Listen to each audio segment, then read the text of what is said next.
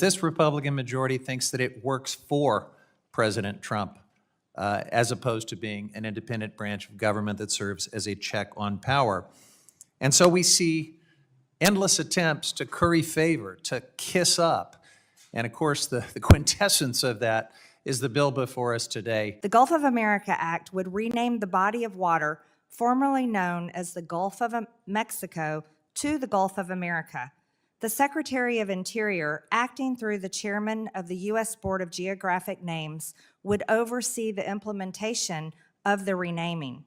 On his first day back in office, President Trump signed Executive Order 14172 entitled Restoring Names That Honor American Greatness. Stephen Colbert proposed this as a joke in 2010, and it's important to remember what was going on at the time, what led to the joke. There was a blown BP oil well that gushed oil for many, many weeks and months, killed 11 people, crushed the coastal economy of the Gulf, and Colbert used the name change as a gimmick to raise awareness of the disaster that dragged on for 5 months, something our Republican friends seem to have forgotten about as they advance their dirty drilling agenda. It is weirdly appropriate that they are taking what started out as a joke and actually moving it forward as part of their drill baby drill agenda, and unfortunately that means the joke is on us. Aren't actually a terrorist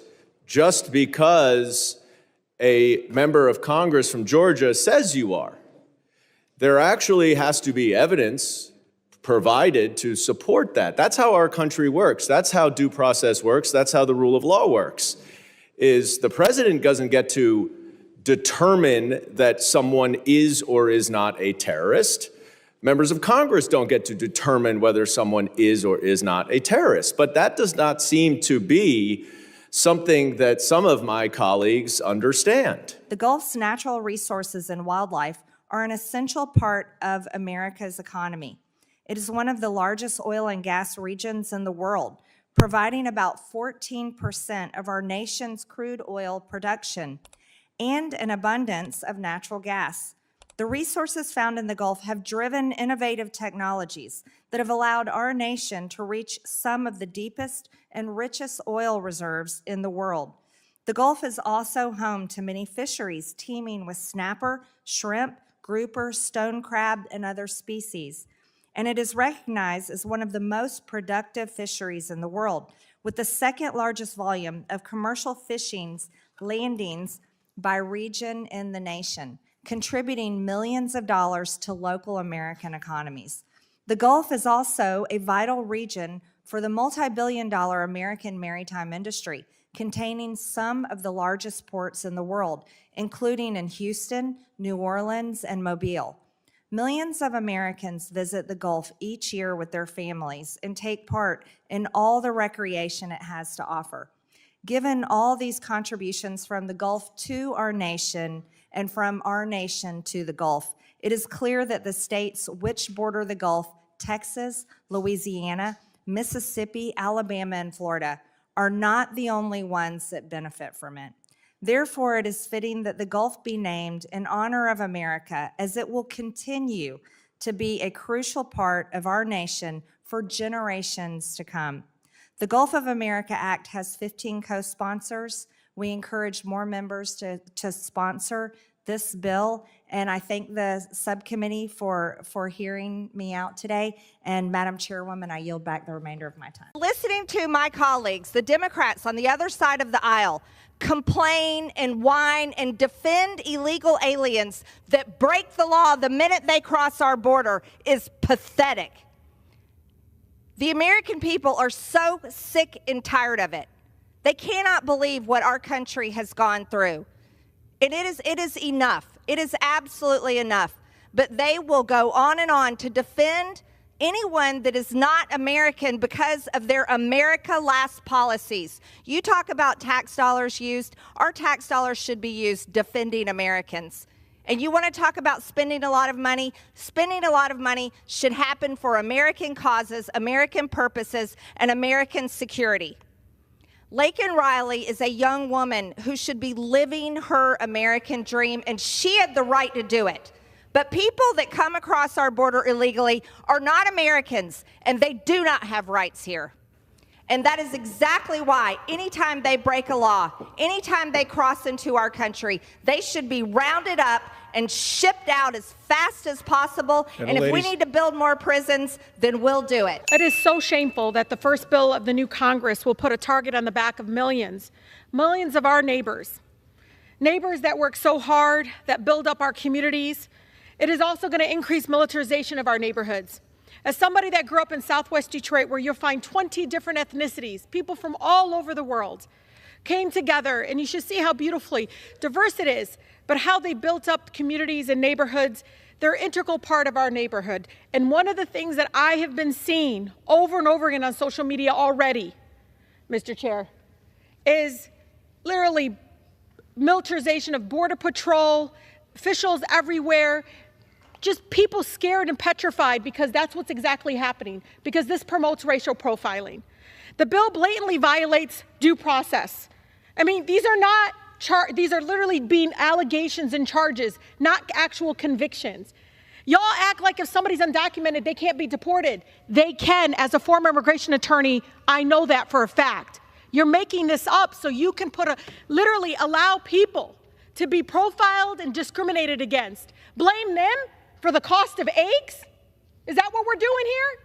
We're blaming them because you guys can't get corporate greed on a side that is a disease that is killing our economy?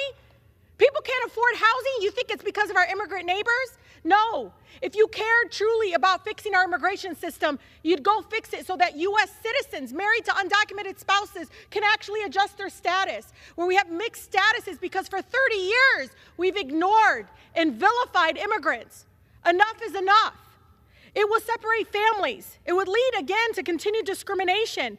It's shameful that my colleagues are giving into racist fear-mongering at the first opportunity to pass legislation to scapegoat our immigrant neighbors and fuel hate in our communities. I know what's going to happen. It won't just be undocumented. It'll be people like my mother who will get stopped and profiled. She have to carry her U.S. passport around? Are we asking people now to have documentation? That's what you want to turn our neighborhoods into, is militarization? I yield the gentlelady an additional 30 seconds. Gentlelady is recognized. I just ask all of you to truly understand what this will do to our communities. I urge our colleagues to please vote no on this divisive bill. And it's so important to understand what you're going to turn our communities and our neighborhoods into. We can't allow that to continue to happen. With that, I yield. Thank you. Ladies recognized. Thank you. I think my colleague across the aisle is very confused and maybe uneducated and uninformed of what a special interest alien is. SIA is a non-U.S. person who is based on an analysis of travel patterns, potentially poses a national security risk to the United States or its interest. Special interest aliens are people from countries identified by the United States government as having conditions that promote or protect terrorism or potentially pose some sort of national security threat to the United States. It's hard for me to fathom that anyone on this committee would be opposed to simply reporting the number of special interest aliens that Homeland, that are great men and women that served as Border Patrol agents, that any of our police, any of our ICE agents happen to detain, and it's just the number. We're just telling the American people how many. That's it. Would the gentlelady yield for a question? No, I will not yield. The Department of Homeland Security officials have publicly posted information about special interest aliens in the past, including the current Border Patrol chief and his predecessor. Custom and Border Protection already published similar numbers on its public site. For example, the terrorist screening data set. And just to go further, and this is always an interesting dynamic to me. On our side of the aisle, we trust the American people, and we believe they deserve transparency. They deserved the truth from the federal government, because it is, after all, that we swore an oath to serve the American people. And the American people are the taxpayers that pay all of our paychecks. They pay for this building. They fund this government, even though the government has plunged them into $36 trillion in debt and opened up the borders for the past 4 years and allowed it to be flooded with illegal aliens. And then the Biden administration gave them Social Security numbers. You see, this that we are trying to pass today, and we would love to have your participation. We would enjoy and really would thank you for caring about transparency and providing information to the American people that so deserve it, instead of arguing back and forth and watching you all defend special interest aliens, defend terrorists who have come in our country, and defend dangerous, violent cartels who have been deported out of our country. I know too many people that have been murdered by cartels. I know too many people, and I know their families, and have watched them mourn because they have a family member that was killed by illegal alien crimes or murdered by an illegal alien or a cartel member. This should be a simple conversation. We are all Americans, and we serve this country, not foreign countries. And that should be a simple fact that we can all recognize, not have political disagreements about. Congress, by the way, has previously released information as it relates to special interest aliens through hearings and committee reports, including the October 3rd, 2024 report from the House Judiciary Committee titled The Biden-Harris Border Crisis, At Least 1.7 Million Potential National Security Threats. DHS has an obligation to the American people to be as transparent as possible. We owe it to the American people to be as transparent as possible. This is not targeting some innocent migrant or someone that is seeking to be a citizen of the United States. We're talking about special interest aliens, potentially terrorists, people who are linked to terrorist organizations, people who share their travel patterns, people that all of us should not want in the United States, and the American people don't want them here either. This isn't giving their name. This isn't telling what country they're from. This isn't giving their address. This isn't saying where they work. This isn't saying anything. It's not showing their picture. It's simply saying how many came across the border each month. It's very simple, Mr. Chairman. I yield back the remainder of my time. Gentlelady yields. All right.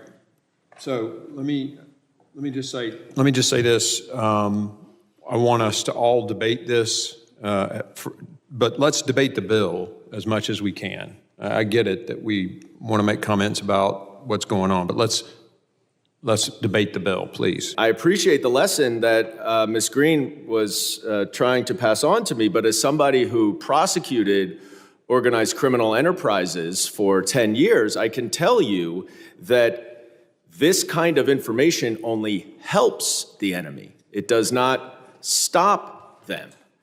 And it's bad enough that you're misrepresenting what your bill says, but it's even worse than the fact that the information that's being provided will help the enemy and will do nothing to help keep our homeland secure.